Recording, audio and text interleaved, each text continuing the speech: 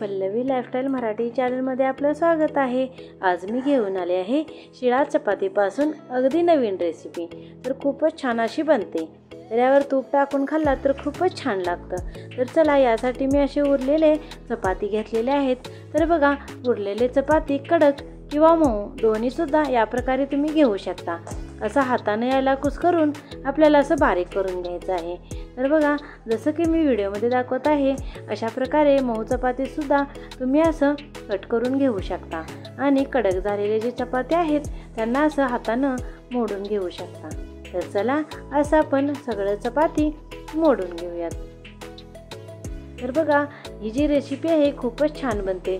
तुम्ही एकदा जरूर बनवून बघा आणि पल्लवी लाईफस्टाईल मराठी चॅनलला सबस्क्राईब करायला विसरू नका। तर चला असंच मी सगळं चपाती बारीक करून घेते। तर चला आता गॅसवर मी इथं एक मोठं पातेलं ठेवलेलं आहे। यामध्ये आपण तेल घालून घेऊयात। तर तेल तापल्यानंतर यामध्ये आपल्याला जिरा आणि मोहरी घालून घ्यायचं आहे। तर चला जिरे आणि मोहरी तडतडल्यानंतर आपण यामध्ये घालून घेऊयात कढीपत्ता। तर चला इथं मी आलं लसणाचं पेस्ट सुद्धा यामध्ये घातलेलं आहे आणि थोडी कोथिंबीर घातलेली आहे। आता आपण हे जे सगळं जिन्नस आहे ते हलवून घेऊयात। यामध्ये मी हरभरा डाळ घातलेली आहे थोडीशी। तर चला याला छानसं असं आपण हलवून घेऊयात म्हणजे जी आपली डाळ आहे ती छान शिजेल। चला आता यामध्ये आपण कांदा घालून घेऊयात। तुम्ही यामध्ये कांद्याचा जास्त वापर केला तर खूप छान लागतं। तर चला कांदाही यामध्ये मी घातलेला आहे। आता कांद्याला छानसं असं परतून घेऊयात। तर बघा यामध्ये असं जास्त आपल्याला जिन्नस घालण्याची जरूर नाही, अगदी जेमतेम जिन्नसमध्ये आपण हे बनवू शकतो। आता मी इथं हळद पावडर घातलेली आहे आणि काश्मीरी लाल मिर्च पावडरचा मी इथं यूज केलेला आहे। तर चला तुमच्या आवडीनुसार तुम्ही इथं यामध्ये तिखटेचं प्रमाण कमी जास्त करू शकता। तर चला याला छानसं असं आपण हलवून घेऊयात। तर मी इथं चिंच भिजत घातली होती। तर हे चिंचेला आपण असं करून याचं पाणी यामध्ये घालून घ्यायचं आहे। तर चला चिंचेचं पाणी पण यामध्ये मी घातलेलं आहे। आता चला याला छानसं असं हलवून घेऊयात म्हणजेच हे सगळं जे आहे एकजीव होतं। आता आपण यामध्ये घालून घेऊयात पाणी।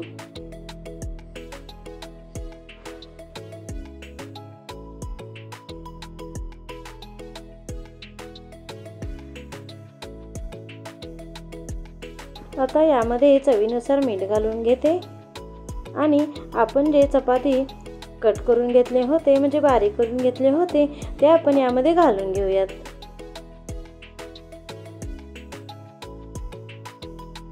चला आता याला एकत्रित करून घेऊयात आणि चांगलं असं मिक्स करून घेऊयात आणि याला उकळी येऊन देऊयात।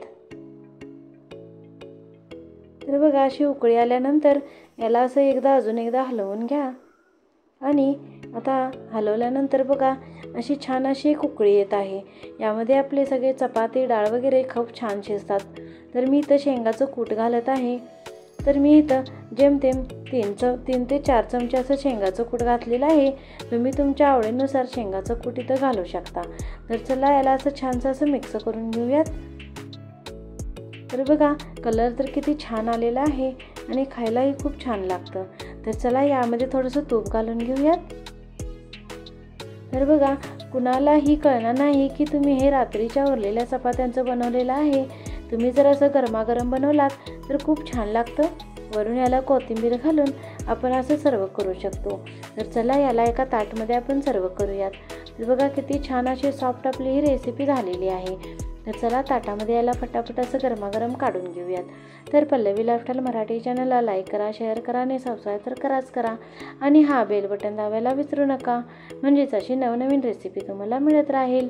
आणि माझा हा व्हिडिओ लास्टपर्यंत बघितल्याबद्दल खूप खूप धन्यवाद। Thanks for watching.